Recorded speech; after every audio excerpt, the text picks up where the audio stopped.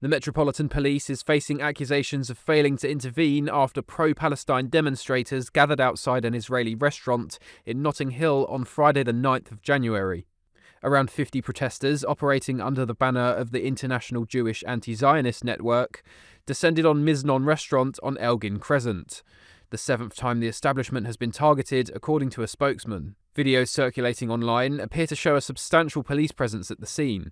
Officers can be seen positioned across the street, but remaining largely stationary as the protest unfolded. Demonstrators marched with placards and megaphones, and at times they chanted controversial slogans, including "From the river to the sea, Palestine will be free," as customers and staff inside the restaurant were forced to watch from behind the windows. In one clip, a demonstrator is heard proclaiming the right to resist by any and all means necessary. Critics are saying that those words go far beyond political expression and into incitement.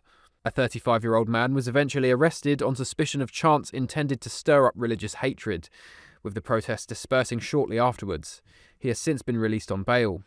But the footage has left many asking why officers appeared willing to observe, rather than intervening sooner, particularly given the repeated targeting of the same business. David Goldstein, managing director of TSC Hospitality, speaking on behalf of the restaurant, was clear in his condemnation. This is not legitimate protest. It is targeted harassment driven by anti-Semitism. We have been singled out because we are an Israeli business. Anti-Semitism is surging, and it is unacceptable that Jewish and Israeli-owned businesses in London are being threatened in this way. We will not close our doors. The incident comes amid wider concerns about a rise in anti-Semitic incidents across the UK, and mounting pressure on authorities to demonstrate that minority communities are being protected. In response, the Home Office has announced £28 million of funding to protect Jewish places of worship, schools and community centres. A spokesman confirmed the Home Secretary has ordered an independent review of public order and hate crime legislation, aimed at ensuring police have adequate powers to keep communities safe from intimidation. Conservative leader Kemi Badenoch said she was left seething by the online footage. "We saw the police stand by as protesters called for armed response by any means outside of an Israeli restaurant in Notting Hill. Yet another example of harassment and incitement to violence against Jews and law-abiding people on our streets." Mrs. Badenoch argued that hatred thrives when authority shows weakness, urging the Home Secretary to deliver on promised police powers to tackle such protests.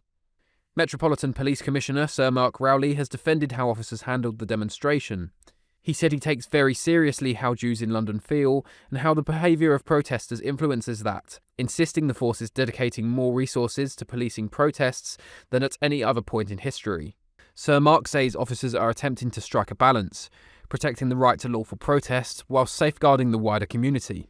But Sir Mark's leadership has faced controversy before, including accusations of inconsistent policing and claims of double standards at protests linked to the Middle East.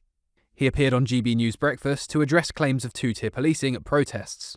Not long ago, I introduced Claude Note, a powerful AI-enabled meeting assistant, and today we're excited to have in hand Claude's latest upgraded version. Is this a platinum credit card? Nope. It's Claude Note Pro, your updated AI-powered meeting assistant. With 4 built-in microphones, Claude Note captures everything and records crystal clear audio up to 5 meters away. But it's more than a recorder. Take photos, jot ideas, mark highlights, and during key discussions, if I press the button just right here, it instantly saves 30 seconds of key audio as a highlight. I never miss important details. And you've got 50 hours non-stop recording on Note Pro, or 60 hours on standby. There's a smart display showing battery life, recording status and file transfers, so you always know what's going on. Then Claude turns it into structured notes, summaries,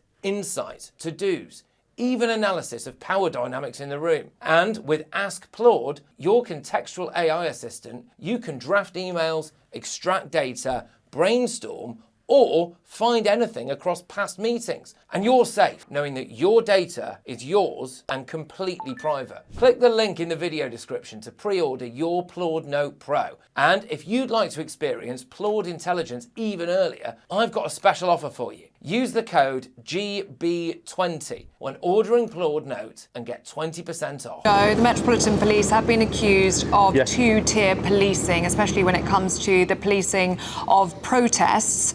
We've seen anti-Iranian protests, pro-Iranian protests over the weekend as well in London. How will you be policing the Iranian protests?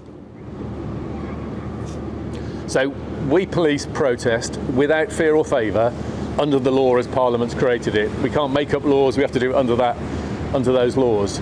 I think what I've seen over the last few years is the most challenging period of protest ever.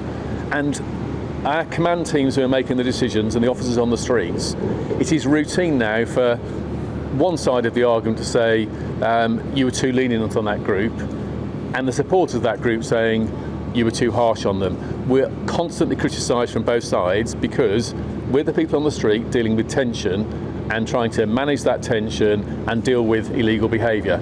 So, for example, there was a protest over the weekend outside a restaurant, and we've made an arrest there, and we're looking to the CPS as whether we can prosecute somebody for incitement for racial hatred from that offence. So we'll keep doing those sort of things. We'll keep intervening when people break the law and trying to find that balance between freedom of speech, which I know is really important to people, and your ability to express your opinion, but also balancing that with not doing it in a way which intimidates or affects the rights of others.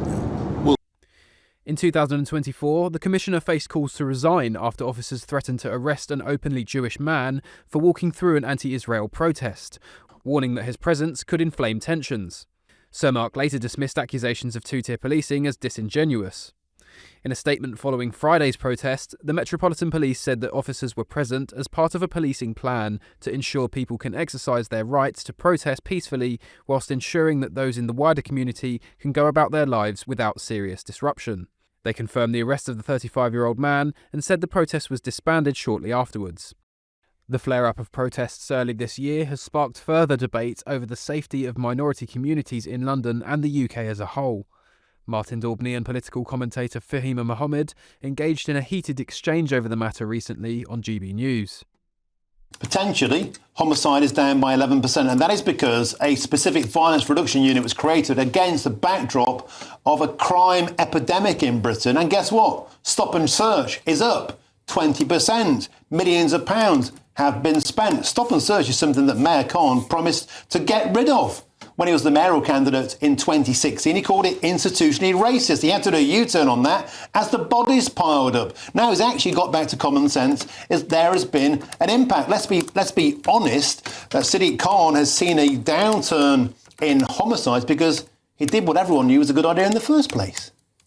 Well, you know, the Met has had serious failings, especially around trust and accountability. But that's an argument for reform and for oversight, not declaring that the city is unsafe and weak institutes don't equal a lawless city. So what we need to obviously understand here is that, it's just the exaggeration at the end of the day. And the real dangers I feel in London today is the actual rhetoric and propaganda by certain parties, with regards to immigration that puts people like myself at risk on the streets because I'm brown and seen as an immigrant that doesn't belong here. And everyone that comments after I speak is actually, for Fahima Mohammed, some of the greatest abuse that's increasing in London is anti-Semitism.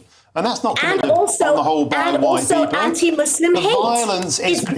Let's be frank, you just want to highlight one. Pro-Palestine protesters are causing a huge uptick in violence and abuse against Jewish people. So don't make out this is racism against people like yourself committed by white people. That's simply No, it's true, because at the end of the day, we also have 13 Jewish organizations on the Palestinian marches. So don't misrepresent what they actually are as well. And yes, the crime rate on Muslims is really high, but no one wants to address that because we are not seen as important. What about crimes committed potentially by Muslims against Jews? It's only like Should we talk one about group that? over another. OK, Fahima Mohammed, we'll have to leave it there. But thanks for joining us. A spirited exchange as ever. Let's have many, many more in 2026.